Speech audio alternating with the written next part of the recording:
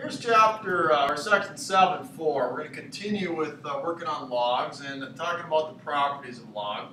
In order to think about the properties of log, it should be helpful to realize that log and exponents go together. Now, log is the inverse of exponentials and vice versa. So here are some exponential problems here. They aren't coming out very clearly, but just as a reminder of how we would handle them. If I have x squared times x to the third, base is the same. What do we do with exponents? Hopefully, remember, we add.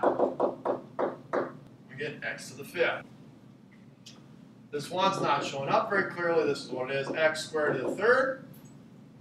How do we put exponents together when you have a power of a power? That's where you multiply. And get 2 times 3 is 6. And finally, when you have division, I always tell you to ask yourself, where's there more? Here there's more on the top. How many more? You do 5 minus 2 is 3. X to the third. So multiplication goes with addition, powering goes with multiplying, and division goes with subtracting. That holds true with log, only it's in the other order because they're inverses of one another. If you see log of something with a multiplication, you can pull it apart and make it addition. So here I had multiplication, I made it addition. Down here, if I have multiplication, I go to addition.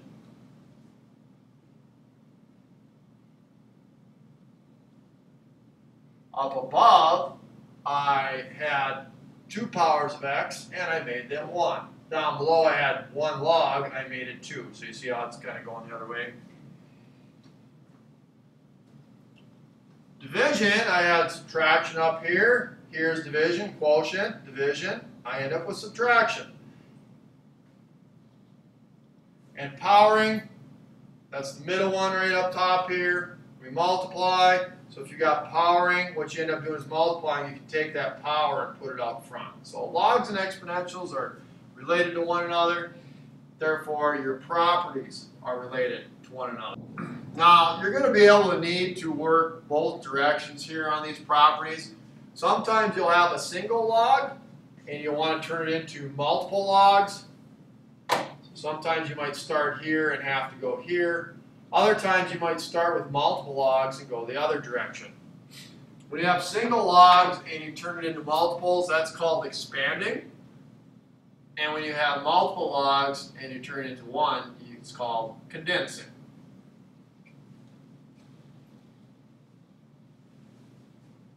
So here's some examples of how you might use these different rules.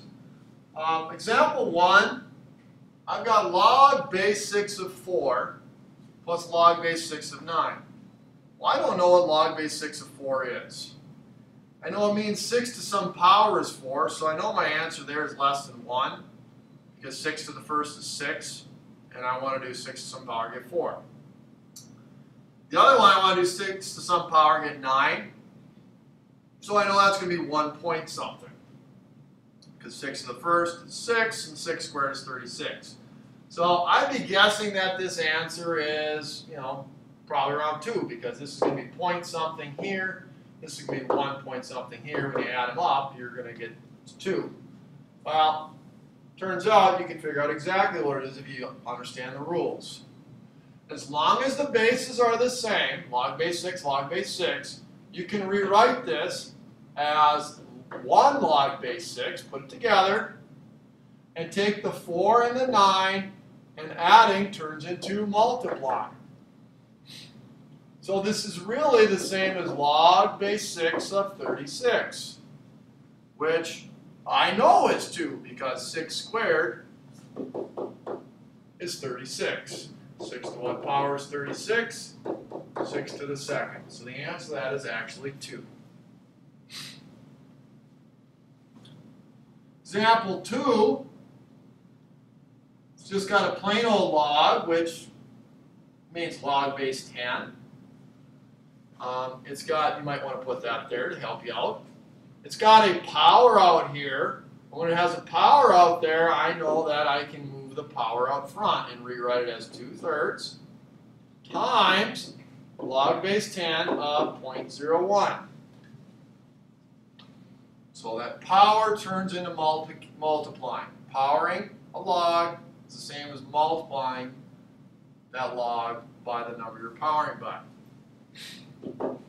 Well, I can actually figure out 10 to some power is 0.01. Because 10 to the first is 10. 10 to the 0 is 1. 10 to the negative 1 is 1/10, which is 0.1. 10 to the negative second, this is actually negative 2 right here.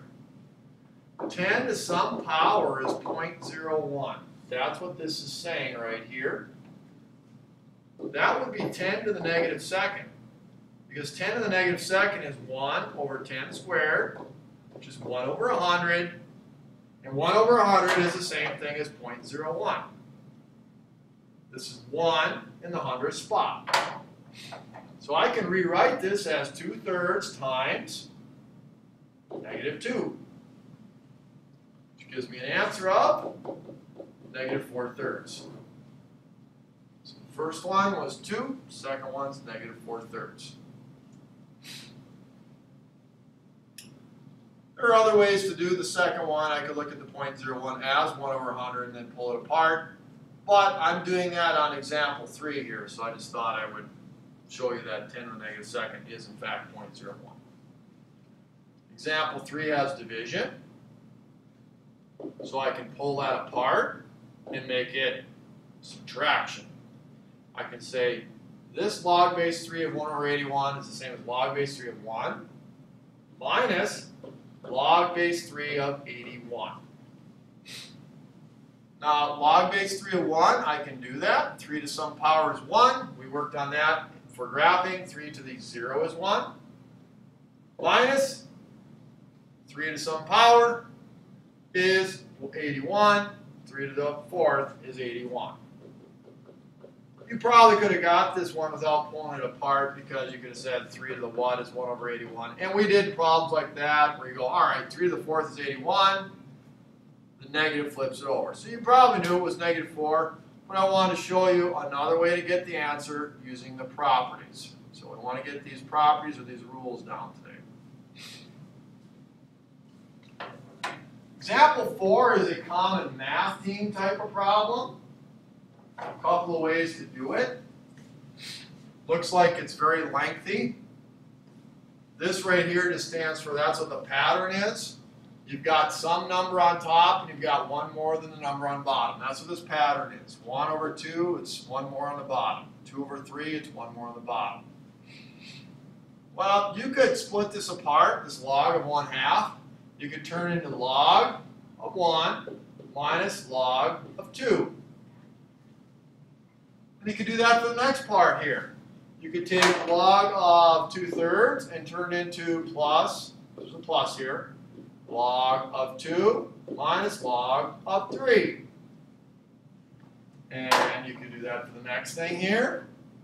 You go plus log of 3 minus log of 4. And you keep going on forever and ever and ever. Well, not forever and ever. You keep going on until you get to this last term, which would be plus log of 99 minus log of 100. I'm going to clean that up a little bit here, kind of a mess. So log, lost my purple, log of 99 minus log of 100. That was plus dot dot dot plus. Well, you might notice that there's a pattern here that develops. The second term is going to cancel with the third term. And the third term is going to cancel with, or the fourth term is going to cancel with the fifth term. And the sixth term would cancel with the seventh. And basically everything cancels except for the first term and the last term. And I can do log of 1. Log of 1 is 0 because 10 to the 0 is 1. And I can do log of 100. Log of 100 is 2 because 10 squared is 100. So the answer to this big, long problem for example 4 is actually -2.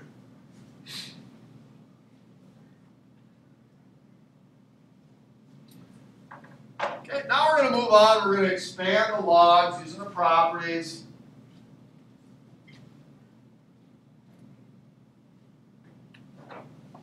Sometimes you'll be able to simplify by actually finding a log. Looks like there might be one of those cases on this one, but expanding means you're going to have one log and you're turning it into a whole bunch of logs. You're going to have a log with a single either letter or number after it. Okay? So right now I've got a log and I've got a letter, a square, and a 9. I want to break it up so that each one of those things has its own log. I shouldn't have said the square. The square and the y are going to stick together. Okay? We'll move the 2 when we get there, the square, but that's going to be in there with the y. It's not going to have its own log. So, in order to do this, what I want you to do is pretend you know x and y. Let's just say off to the side here, x is 10 and y is 4. Now, if I told you to evaluate that, what's the very last thing you would do? Hopefully it's the divide.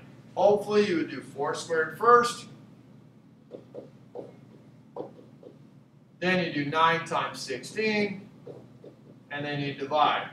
Well, the last thing you would do to simplify is the first thing you break apart. So we're going to break apart division. And you do that using subtraction. You have to remember to write log base 3 for both of these. So dividing some expression after a log can be turned into subtracting 2 separate logs. This first term is actually ready to roll because it just has the x after the log base 3. But this one to the right is not because it's got a 9y squared. We need to move on and find the next thing that I would do. Well, looking at the green underlined expression, what's the last thing I would do if I know what y was? The last thing I would do would be 9 times. I would do the square first, then I would do 9 times. So the 9 times, the times is what I pull apart first. How do you pull apart multiplication? We use addition. And you put a log base 3 in front of both of them. Now you have to be careful here because this says minus the whole thing in green. So right now I didn't minus the whole thing in green. I have to make sure and either put parentheses around here or remember to put a negative instead of a positive right there. One of the two. I'll leave parentheses for now. Okay. All right, we're going to continue to simplify if we can. This simply has a 9 after it, so we could say we're done except for I can actually evaluate that. Log base 3 of 9, I know what that is. 3 to what power is 9? That's 2. Over to the right, this isn't done because it's got the square. I need to apply the power rule up there and take the square and put it out in front. And leave log base 3 of y. This right here would be an acceptable answer. Otherwise, I would guess your book would probably have something like this in the back. It would change both. It would distribute the negative, but it would probably put the -2. They'd put the -2 at the very end and have the variable expressions to the left. That's how you expand. Okay, so I've got one for you to practice here. You might want to give it a shot. Pause and check. Otherwise, here we go. The last thing I would do if I knew what y and z was would be apply the 1/4 power. So I'm going to get rid of the 1/4, and I do that by putting it in front of the log expression.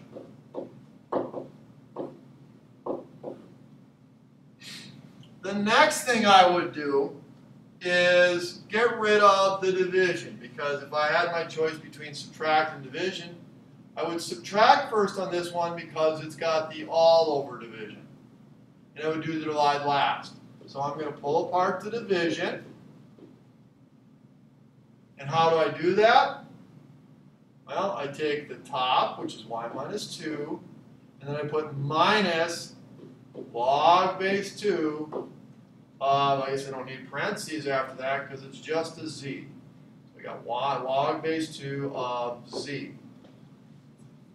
Now, what I have here, hopefully you're going, that looks a little shaky, is incorrect. Because I've got 1/4 times the whole thing right here. So I need to make sure that I take 1/4 times the whole thing right here. This is actually an acceptable answer. I can't do any more simplifying here because I can't pull apart subtraction. To the right of the log, it either needs to be multiply, subtract, multiply, divide, or power. If it's not multiply, divide, or power, you can't do anything with it. So this would be a good answer. Otherwise, if you distributed the 1/4, that would be a good answer too, if you put 1/4 in front of both of these. So either one of these two answers right here would be good for expansions. Okay, let's condense. Condense is when you have multiple logs, you want to turn them into one. Condensing, you do the order of operations. So just look at it and say, all right, what is there multiplying or dividing? Is there adding, subtracting? Is there parentheses? If there's parentheses, deal with them first. So here we've got parentheses. I need to put those together first. How do I put addition together? Well, first make sure the bases are the same. They're both base 4, so I can do this. I put addition together by multiplying. Give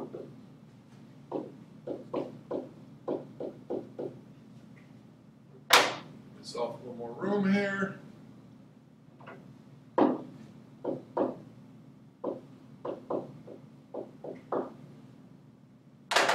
Okay, so I got rid of the parentheses because I was able to multiply the x and y.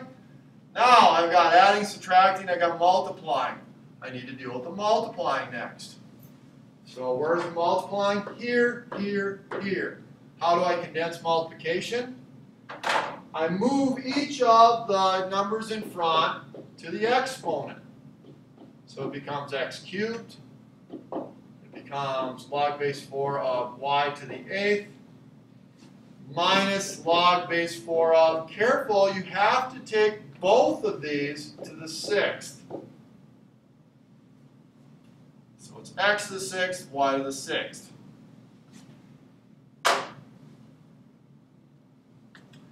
Not done. I got to get down to one log. Order of operations. Do I deal with the adding or the subtracting first? I deal with the adding because it's to the left. So how do I put adding together? I multiply.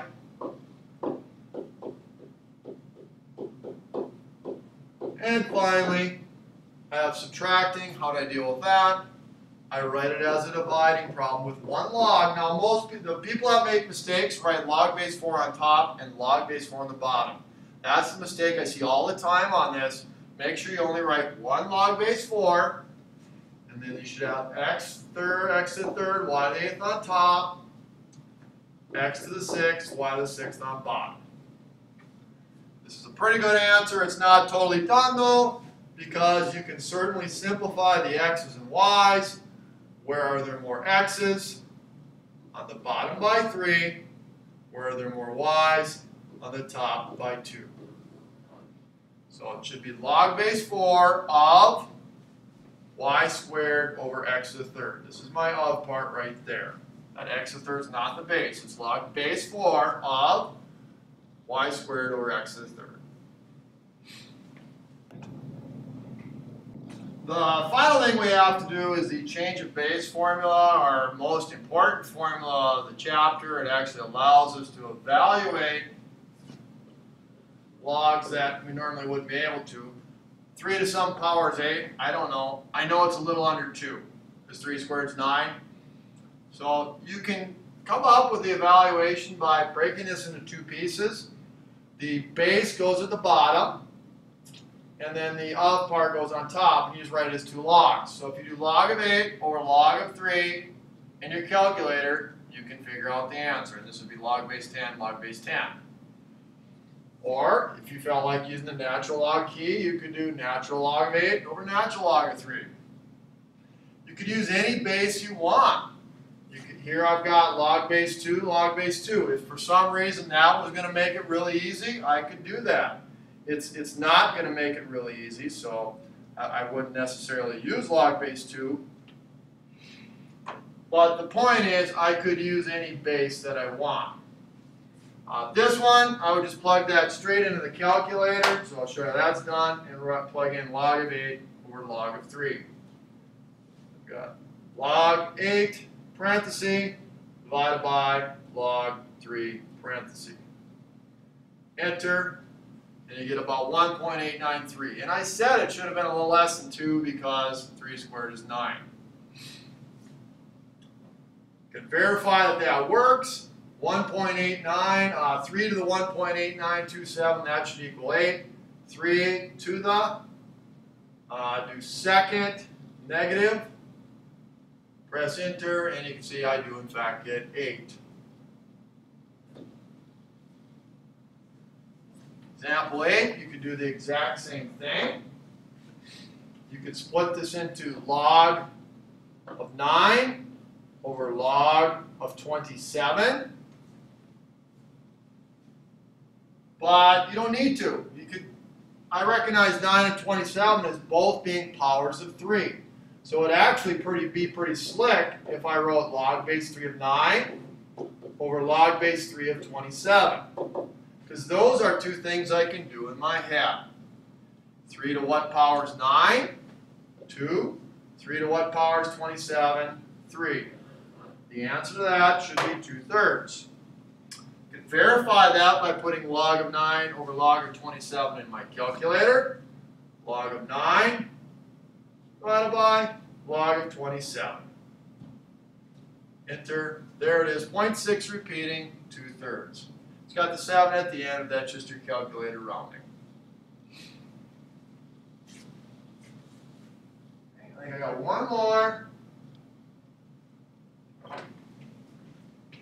I've got log base 1/4 of E.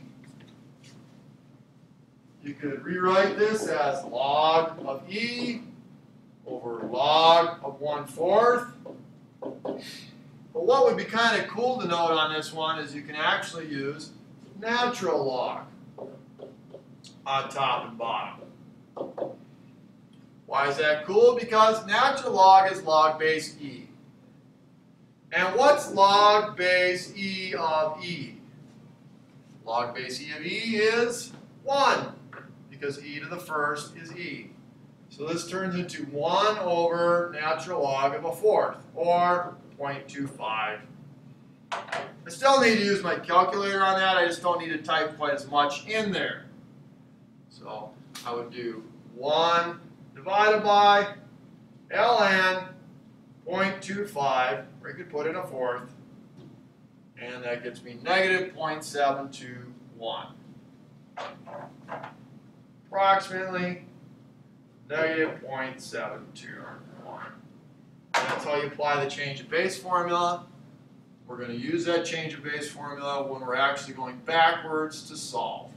So a very important formula. Make sure you get it down. Thanks for watching. Have a great day.